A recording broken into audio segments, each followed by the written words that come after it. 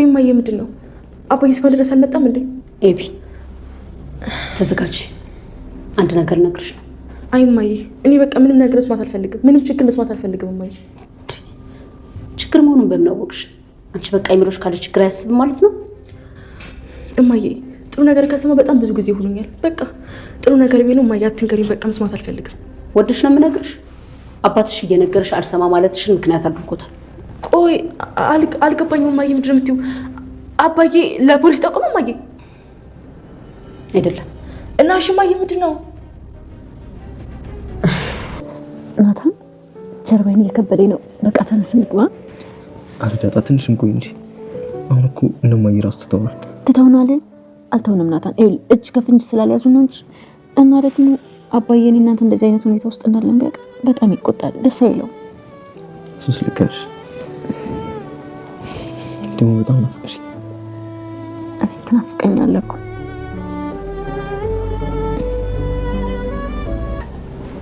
ኧረ ሊሳሳሙ ነው።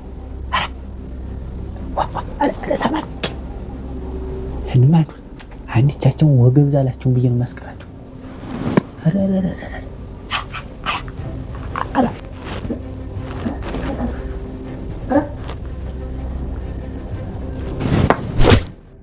እማዬ ምንድን ነው ንገሪኝ። እሺ አባዬ ምንድን ነው ያደረገው? እማዬ ንገሪኝ በእናትሽ። እስኪ አትጩሂ።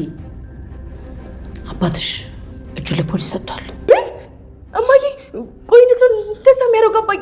እሺ አሁን የት ነው ያለው እማዬ? አባዬ ቆይ ፖሊስ ጣቢያ ነው ያለው? እማዬ ንገሪኝ የት ነው ያለው? አዎ ፖሊስ ጣቢያ ነው።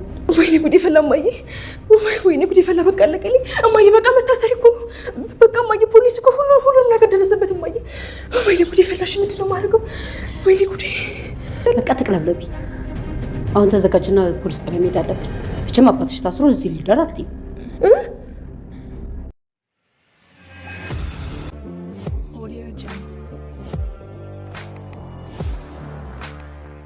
አቢጌል ትጸጸታለች፣ ከጥፋቷ ትማራለች። ሁሉም እውነት ደግሞ እንደማይነገር ታውቃለች፣ ትማርበታለች ተብላ ስትጠብቅ የበለጠ ራስ ወዳድነቷ በስቶና ጎልቶ ወጥቷል።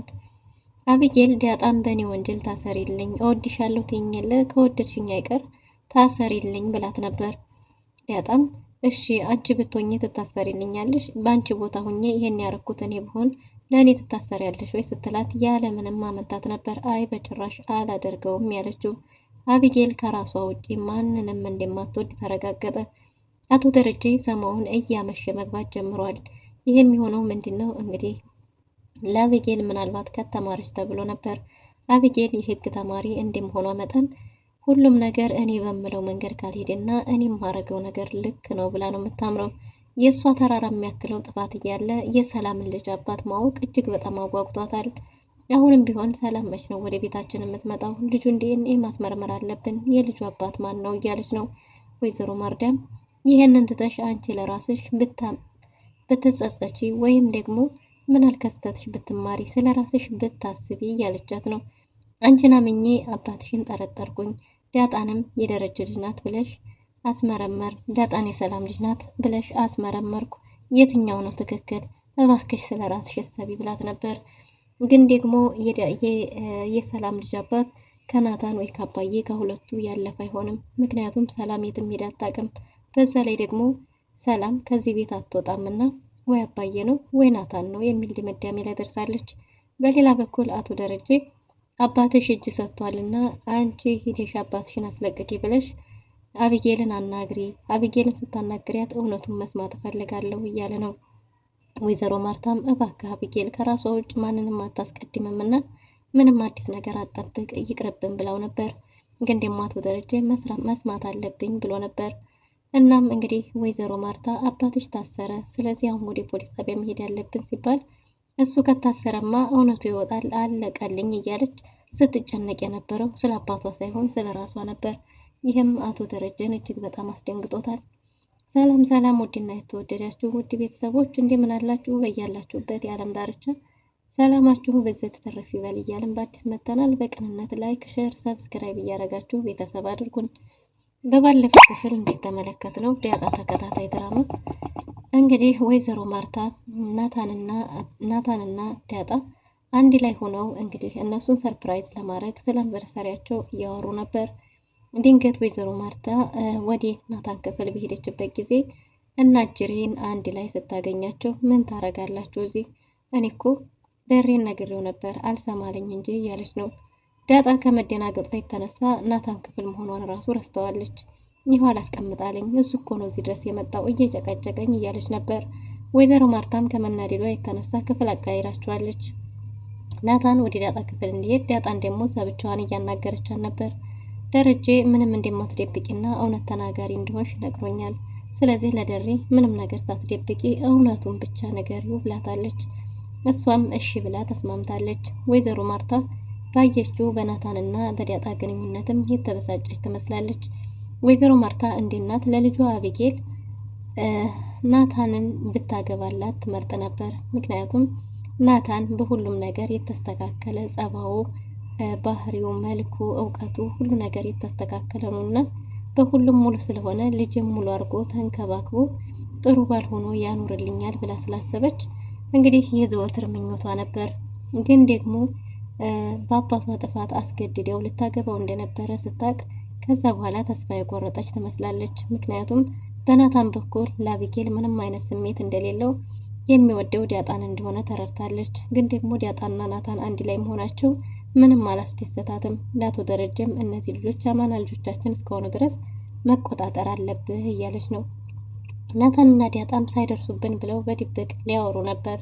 ይህንኑንም ስለ እናንተ ሰርፕራይዝ ለማድረግ እያወራን ነበር።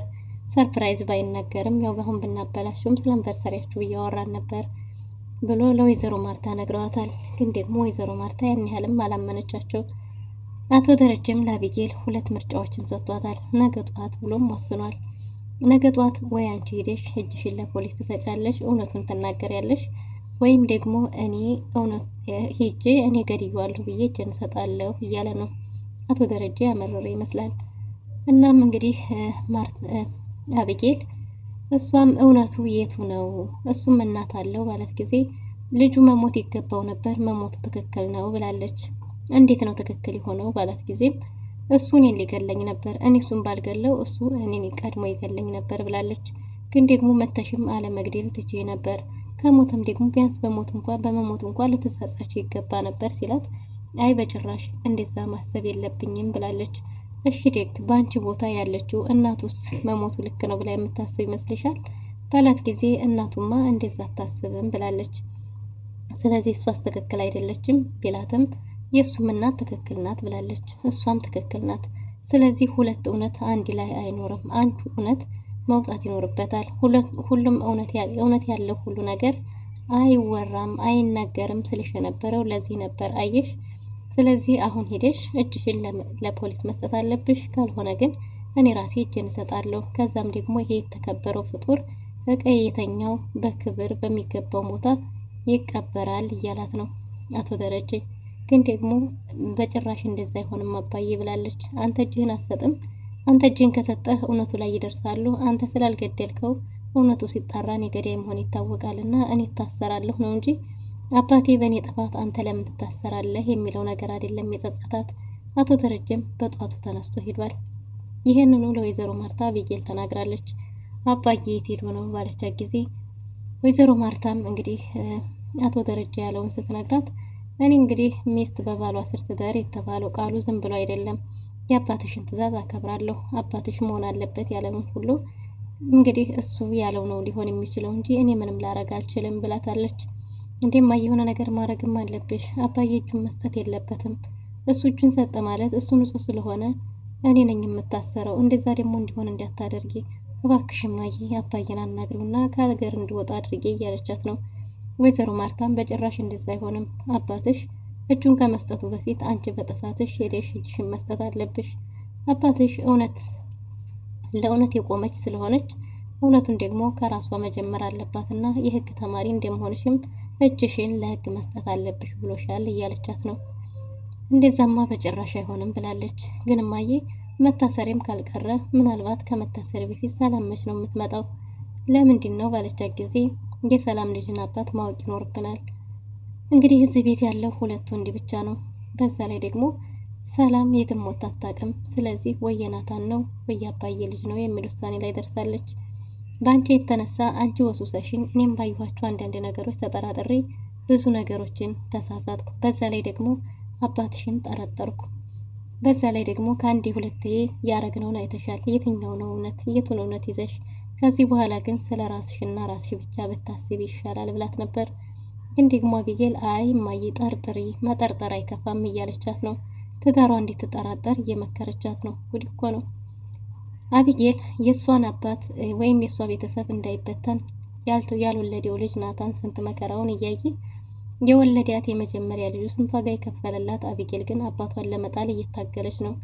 ግን ደግሞ የአባት እርግማን ሆኖባት እሷንም ሙሉ ሳያድር አባቷ ሲያስጨንቀው የነበረው ጉዳይ መልኩን ቢቀይርም ጭንቀቱ እሷ ጋር ይኸው ደርሷል። የሰላም እንቅልፍ እየተኛች አይደለም። ኮሽ ባለ ቁጥር ፍርሃቱ፣ ስጋቱ ሊገላት ነው። እናም እንግዲህ አቢጌል አቶ ደረጀ እጁን ከሰጠ አባትሽ ከታሰረ አንቺ ሄደሽ ማስለቀቅ ይኖርብሻል፣ እውነትን ተናግረሽ አንቺም እጅሽን መስጠት አለብሽ ብትላትም ራሳቸው ፖሊሶቹ መጥተው አስገድደው ካልወሰዷት በስተቀር እሷ ወዳና ፈቅዳ እጇን እንደማሰጥ ተናግራለች አቢጌል። እና ለዛም እንግዲህ ወይዘሮ ማርታ ያለ አባት እንዴት መኖር ህይወት እንዴት እንደሆነ ተሞክሪዋለሽ። ያንቺ አባት እንደሆነ ከወሰነ ወሰነ ነው። ይኸው በጧት እንደሄደ አልተመለሰም። ምናልባት እጁንም ሰጥቶ ሊሆን ይችላል እያለቻት ነው። በሌላ በኩል እንግዲህ ለዛና ገዛኸኝ ወዳጅ ሆነዋል። ግን ደግሞ ለዛ ከጥበቃ ጋር በሚል በንቄት አይን እየተመለከተችው ይመስላል። ገዛኸኝ ከሀገሩ ለቆ የወጣው እንደዚሁ በበቀል ሰው በእጁ ጠፍቶበት አላስኖር ብለውት እንደሆነ ከሁኔታው ያስታውቃል። እናም እንግዲህ ለዛ ጀግና ከሆንክ ጀግና ብትሆንማ አገር ላይ በክብር ትቀመጥ ነበር፣ የሰው በር አትጠብቅም ነበር እያለችው ነው። እሱም ደግሞ ጀግና መኖር በቀላሉ ሊኖር እንደማይችል እየተናገረ ነው።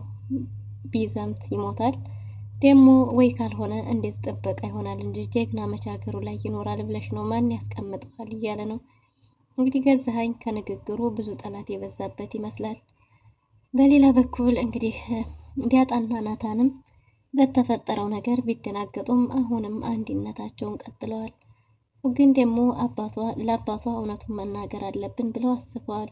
ወይዘሮ ማርታ ግን ቀድማ ስላገኘቻቸው እንግዲህ ሌላ ስጋት ተፈጥሯል ማለት ነው። በሌላ በኩል ዳጣ አቢጌልን እያናገረቻት ነበር። ዳጣ እንግዲህ ስለ አባት ክብር ምን ማለት እንደሆነ አንቺ አባትን ስላላጣሽ አታቂም። እንደ አንቺ አይነት አባት ያለው ሰው ግን በስስትና በእንክብካቤ ነበር አባትን የሚይዘው። አባት ምን ማለት እንደሆነ አታቂም እያለቻት ነው። አቢጌል ሰላም እናቷ እንደሆነች በተዘዋዋሪ ነግራታለች። ግን ደግሞ ዳጣ ነገሩን ልብ አላለችውም እንጂ አቢጌል ሰላም ዘንድ ሂደሽ ነበር ወይ ብላት ነበር። አዎ ካለቻት በኋላ ሰላም እናቷ እንደሆነች ነግራታለች። እናትና ልጅ ትመስላላችሁ፣ መልካችሁም በጣም ነው የሚመሳሰለው። በዛ ላይ አንቺን ለብቻሽ ትመግብሽ ነበር።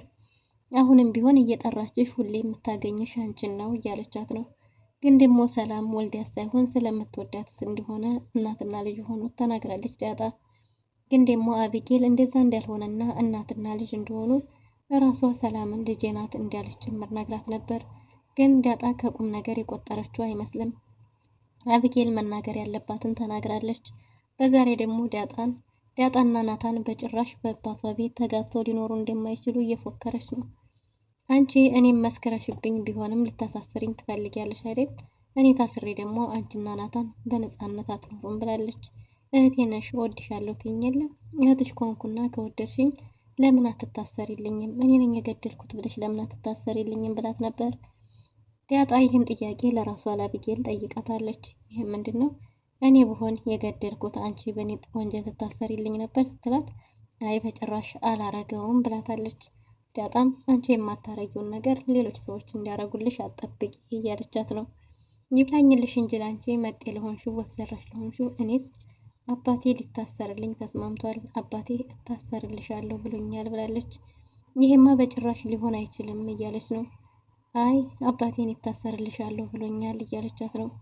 የምር እንግዲያስ አባዬ የሚታሰር ከሆነ ደረጃ የሚታሰር ከሆነማ እሱ ከታሰረ ያለ ወንጀሉ እኔ ገድዬዋለሁ ብዬ ለሱ እኔ እታሰርለታለሁ። ቢያንስ አሁን ጥፋተኛ እንኳን እሱ ቢሆን አንቺ እኔ እታሰርልሃለሁ ከማለት ይህንን መሰለ አባት አሳልፈሽ ልትሰጪው ነው? እሱ ባንቺ ወንጀል እንዲቀጣ ልታረጊ ነው? የእውነት ራስ ወዳድ ነሽ። እስከ ዛሬ ድረስ አዝንልሽ ነበር፣ አሁን እንኳን ላንቺ አላዝንም ብላታለች። አንቺማ ቢሳካልሽ መስከረሽ ታሳስርኝ ነበር ይበልጥ ብትላትም ዳጣም እንደማትመሰክርባት የማትመሰክርባት ደግሞ በሰዓቱ ቦታው ላይ ስለነበረች እንጂ ቦታው ላይ ብትሆን ኖሮ እንደምታረገውም ጭምር ተናግራለች። ዳጣ የተናደደች ትመስላለች። ዳጣ እስከዛሬ ድረስ ተስፋ ታደርግ ነበር እህቴ ሞቷ መሆኔን ስለማታውቅ ነው የሚል ታስብላት ነበር። አሁን ግን በአባቷ መጨከኗ የበለጠ እንዲጠላት የሆነች ይመስላል። በሌላ በኩል እንግዲህ ወይዘሮ ማርታ በተደጋጋሚ እየጠየቀቻት ነው። አባትሽ ያው ከጧት ጀምሮ አልመጣም፣ ምናልባት እንደፎከረው እጁን ሰጥቶ ሊሆን ይችላል፣ አንቺስ ምን ልታረጊ ነው እያለቻት ነበር ወይዘሮ ማርታ። ምንም ስለ እንደዚህ አይነት ነገር አትጠይቅኝ፣ እኔ ምንም ነገር ላረግ አልችልም፣ ከታሰርም እዛው እሱ ይታሰር፣ እውነቱ ሲጣራ ይለቁታል እንጂ እኔ በጭራሽ ሂጄ እንኳን አልጠይቀውም ብላለች። አቶ ደረጀ አምሽቶ መጥቷል። አምሽቶ ከመጣ በኋላ ወይዘሮ ማርታን ቀስቅሶ አቢጌልን እንድታናግራት አባትሽ እጁን ሰጥቷልና አሁን ፖሊስ ጣቢያ መሄድ ያለብን ብለሽ አናግሪያት ብሎ ልኳታል። ወይዘሮ ማርታም እባክህ አዲስ ነገር አይኖርም፣ አቢጌልን እያወቅካት ምንም ጥሩ ነገር ላሰማ ይቅርብን ብለው ነበር። ግን ደግሞ አቶ ደረጀ ምንም ይሁን ምን መስማት አለብን ብሏል። ወይዘሮ ማርታ ከመኝታዋ ቀስቅሳት እና ውጭ ብላ እያናገረቻት ነበር። አሁን ምንም በዚህ ሰዓት ምንም አይነት ጥሩ ዜና ስለማትነግሪኝ ይቅርብኝ፣ አልስማ ብላ ነበር አቢጌል። ግን ደግሞ ወይዘሮ ማርታ መስማት አለብሽ፣ ግዴታ ነው፣ አባትሽ ላንቺ ብሎ እጁን ሰጥቷል። ስለዚህ አሁን ፖሊስ ጣቢያ መሄድ አለብን፣ አባትሽን ማስለቀቅ አለብን ስትላት አቢጌል ኦኦ እያለችው ለራሷ ነበር። እሱ እጁን ሰጠ ማለት እኮ ፖሊሶች እኔ ዘንድ መጡ ማለት ነው፣ እውነቱን ስለሚያውቁት እኔ ጋር መጡ፣ እኔ መያዜ ነው ብላ ኦኦ እያለች ለራሷ እያለቀሰች ነው አቢጌል። አቶ ደረጀም እንግዲህ በተፈጠረው ነገር እጅግ በጣም ያዘነ ይመስላል። አባቴ ያለ ጥፋቱ ለምን ይታሰራል? እኔ ሄዳለሁ ምምትል እንደዛ እንዲትል የጠበቀ ይመስላልና በተፈጠረው ነገር እጅግ በጣም አዝኗል። ዳጣና ናታን እንደተለመደው ጥጋቸውን ይዘው እየተጫወቱ ሳለ ድንገት ገዛኸኝ ከኋላ ደርሶ ናታንን በያዘው ሽመል አንቆራጦታል። ናታን ከገዛኸኝ ዱላ ተርፎ ይሆን ወይስ ምን ሊፈጠር ይችላል? ውድና የተወደዳችሁ ለዛሬ ነበረን ቆይታ ይህን ይመስል ነበር። በቀጣይ እስከምንገናኝ መልካም